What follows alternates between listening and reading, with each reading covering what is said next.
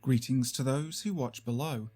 I'm back and fully rested from my week off now after Halloween, and I've headed straight over to asiaghost.com as they've sent me some of their favourite stories from the site to share with all of you. But before we start, I'd like to say thank you to those who dwell below, an exclusive channel membership you can check out using the link in the description box. So thank you to Steffi Ray, Wicked Witch, Lisa Watts, Lefty Kim, M.A. Wade, Julie B, Jess Black Curtin, Christina Groves, Chris BLK Chris, Canopsia, Tegan S, and the real CFED22. Now if you haven't already, please make sure you subscribe to the channel, hitting that link in the description box. Also, you can find me on Instagram, Facebook, and over on the creepypasta.com official YouTube channel. But for now, sit back, relax, and enjoy. Haunted House, Jurong West Street, Singapore. This is my friend's story that I'm sharing only to make you aware to be careful when buying a house. The story is told from my friend's point of view to prevent any misunderstanding. I still remember when my office phone rang. My husband was on the line and he had spotted a good HDB 4-room house deal at Jurong West Street. So we arranged a viewing with the agent and bought it on the spot. I'm going to mention a little bit of history so that if you come across a similar case, do consider it carefully. When we viewed the flat, we found that it was renovated extensively, and we were told that the owner only stayed for a short while and moved out. As the owner had bought the flats from HDB direct, they cannot sell the flat yet, so they moved out to a rented flat and later rented a shop unit. I came to know from online research and other families nearby that Jurong West was previously a cemetery, like Lim Chu Kang Cemetery, which explained the close distance, and it had been reclaimed for housing projects, which meant I lived on the ground where a former cemetery was. The more I researched, the more I found out that many blocks in Jurong West are haunted through plentiful ghost stories about that place, which scared me as I had gotten married recently and paid 400,000 plus for the house. So please, do your research before you purchase a flat, which I learned the hard way. These are a few incidents that happened during my 2.5 years there. As I was watching TV in the hall, I used to see several times a black shadow darting at the corner of the room. One night after watching TV alone, I think it was about 2 a.m, and I was walking to go to bed. I heard a very clear voice calling me Mama once, and instinctively I turned my head to my left where the voice came from. My whole body went cold when there was nothing there at all. My wife and only daughter were sleeping soundly. Another time, it was the afternoon. My wife was washing her hair in the bathroom. As she was sitting on a stool, bending forward, holding the shower above her head washing her hair, suddenly she felt that someone gave her a hard push above her head. She wasn't able to see at that time because her eyes were covered with shampoo. Then immediately she opened her eyes and called out to my daughter. She found that my daughter was indeed playing in the hall all the time. This one happened when a new neighbour moved in next door and they came over to get to know us. My wife was at the gate chatting with them, and my daughter and I were watching TV in the hall. The next night, after dinner in the hawker centre, we met them in the lift. Then, during our conversation, they mentioned, "Where's your boy?" We told them that we only had a daughter, but they insisted that they had seen my daughter in the hall watching TV, and there was a boy at the staircase playing, and he was about 5 years old.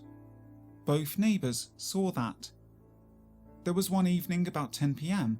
I was having a bath when I turned to face the wall behind me. I got shocked. There was a transparent figure, like a human, moving from one wall to another. I was shaking like a leaf and naturally used the hot shower spray to spray in that direction. Nothing happened at all, so I quickly rushed out of the room. This one was the final straw we were able to take before we moved out to our private apartment. I forgot to mention that all this time during the night, when we were sleeping in our locked master bedroom, we always heard noises like someone twisting our door handle and trying to open the door. I did check many times to no avail. Okay, one evening after watching TV, we all went to sleep. As we entered our master bedroom, I wanted to switch on the TV in the room to continue watching the program we were watching. We all got a shock. There was a pair of deep, lighted, shining blue eyes on the TV screen. The TV was not even switched on. Just to make sure it wasn't a fault, I even pulled out the plug from the socket. The pair of eyes was still there. So we all rushed to the second guest room and locked ourselves inside. Both my wife and daughter were crying like hell. I was also shivering, but had to put up a brave front. While they fell asleep later, I stayed up till morning. And guess what? We moved out that very morning. We managed to sell it to another guy luckily, even though it was at a loss. Changi Beach Incident. This is an incident that happened to my close friends who are Christians.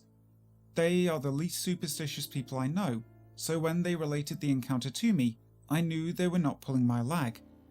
My friend, an avid fisher, would often go around the beaches to recce for good fishing spots whenever he has time. So there was this one afternoon he happened to pass by Changi Beach and decided to go take a look. It was low tide and part of the seabed was visible. As he walked along the beach, he spotted 2 flower pots lying on the seabed. He decided to take a closer look, and on examination, found those pots were in perfect condition and of a very nice design. As his mother-in-law loves gardening, he decided to take the pots home and give them to her. Those pots were very nice, and she would definitely like it, he thought. So, carrying a pot in each of his hands, he walked toward the public toilet, planning to wash them clean before heading back to his car. The man manning the public toilets saw him approaching with those pots and promptly asked him what he was doing with the pots. "Young man, do you know what that is you're carrying?" the old man asked.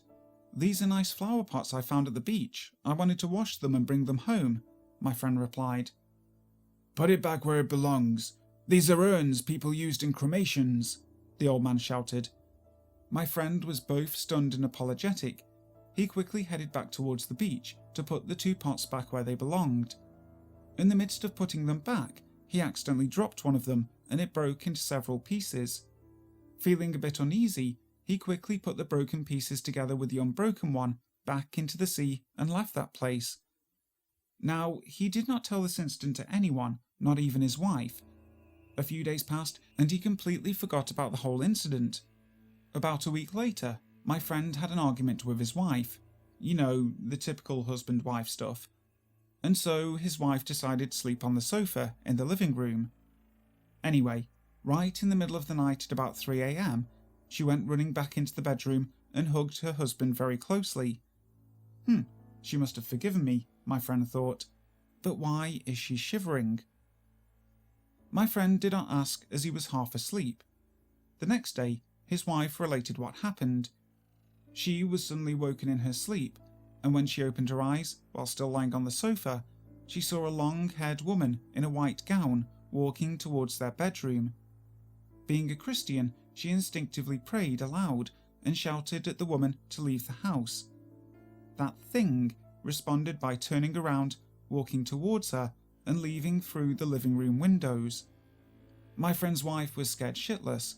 She fell ill for several weeks, and their churchmates even held a prayer session in their house. Now, even at that point, nobody knew about the urn incident at the beach. Not until my friend's mother-in-law went to a Chinese temple to seek help from a medium to help her daughter recover from a prolonged illness. The whole episode of the lady in the white gown was related to the medium. The answer that the medium gave shocked the hell out of my friend. The medium said that my friend had brought home the female ghost. This lady apparently had committed suicide together with her lover, and somehow my friend picked her up by accident. At this point, my friend related the incident at the beach to everyone, and the medium said that if he had brought those pots into his car, he would have met with a serious accident and would not have survived. He should thank his benefactor, the toilet attendant who warned him about the urns. The urn that he broke held the ashes of the lady, which explained why she followed him back since her house was broken. My friend's wife recovered after drinking some water with burned talisman from the medium. Though she was a Christian, she drank it because her mother was very adamant and worried for her. My friend got a good scolding from his mother-in-law and was warned not to take rubbish home in the future. So people, please be warned that it is not wise to bring home things discarded by others, especially things like umbrellas, mirrors, old furniture, pots, clothes, etc., because you never know, you might bring home some unwanted guests, too. NTU Hall 11, Thub Girl. This is a story shared by my friend who resided in Hall 11 at NTU. People have seen a girl standing by the stairs heading toward Hall 11 many times, and some pictures like the one shown have been taken by some of them to prove it. The story happened to my friend in Hall 11, where the doors are all in a row. On her first night, she was suddenly awakened by knocking on the dorm doors. She hears thub thub and a girl knocking and asking if someone is there. When there is no answer, she moves to the next door. Though she was curious, she was a little afraid as well. She just kept quiet and listened to the girl knock till the last door and go away. The next morning, she asked her senior about the incident. The senior explained that there was a girl who lived in Hall 11, but one night she had fought with her boyfriend and was very upset. She wanted to talk to someone, so she went knocking on the doors of the other girls, begging them to talk to her. But since it was very late in the night, no one answered. The girl committed suicide by jumping off the top floor. Her senior explained that the girl landed on her head first. After hearing this, my friend was very afraid, but her senior told her not to be afraid and just to ignore the girl and not make any noise. That night, at around the same time, my friend heard the knockings again. It went thub thub, knock knock knock. Hello, is anyone there? No reply. She moved on to the next door. Thub thub, knock knock knock. Hello, is anyone there? As the girl moved closer and closer to her room, my friend got so afraid that she decided to hide under the bed. Thub thub, knock knock knock. Hello, is anyone there? The girl is just next door, and suddenly, thub thub, knock knock knock. Hello, is anyone there?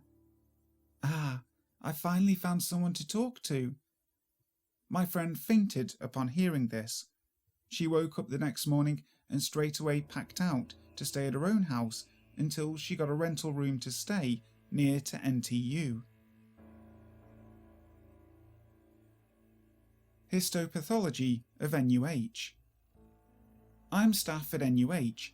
As many of us know, there is a linkway that connects the main building to Kent Ridge Wing. This is simply called linkway and is located at level 2. The level 2 linkway is used for patient moving, and this is how everything started.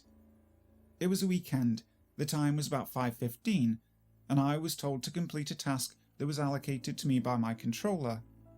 I had to dispatch 14 case notes, therefore I went to the medical record office, located at the Kent Ridge Wing.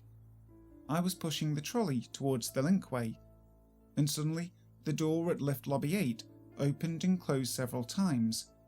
I sensed that something was wrong somewhere. As I was pushing the trolley faster, I could hear a lot of footsteps around me. However, I was the only person on that level. I closed my eyes for several seconds as I took small steps toward the entrance of the main building. I opened my eyes and saw a white figure moving across the staircase towards the histopathology lab. The next thing I knew, I was dumbstruck. I called my controller and told her to assign the job to another porter. I left the trolley outside the Department of Diagnostic Imaging. The following week, I decided to investigate about the hospital, and that was when my colleague told me that during the 90s, the histopathology lab used to be the place where they did post-mortems. They used the cadaver's body parts for research and experiments. However, they demolished the area and converted it to the histopathology lab. It is said that the spirit is lurking in that area and has been there for a very, very long time, trying to find its body that was once used for medical research. Baiyoke Hotel in Bangkok. It was early in 2013. I was in Bangkok with a large group of friends. We split into 3 rooms on the same floor. If I recall correctly, it was either the 6th or the 8th floor. The rooms were opposite ends of each other. There were 3 girls in each of the 2 rooms and 2 guys in the last one. On our first day, in the afternoon sometime after checking in, I called one of our friends in another room to check on what time we would all be heading out. When she finally picked up, she mentioned for us to go over to her room ASAP in an urgent tone. When we arrived at their room, the friend that opened the door mentioned that just when the phone rang, she heard someone talking to her from the living room, while the other 2 girls were sleeping beside her in the bedroom. On the first night, I was alone with friend 1 after our shower and was just resting, minding our own business in the room. Friend 2 was out shopping at the night market downstairs. After quite some time, we heard the voice of friend 2 chatting outside our room to someone. It seems like a conversation, but we could only make out one voice.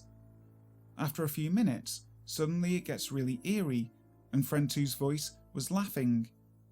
Both friend 1 and I had major goosebumps, and we turned to look at each other.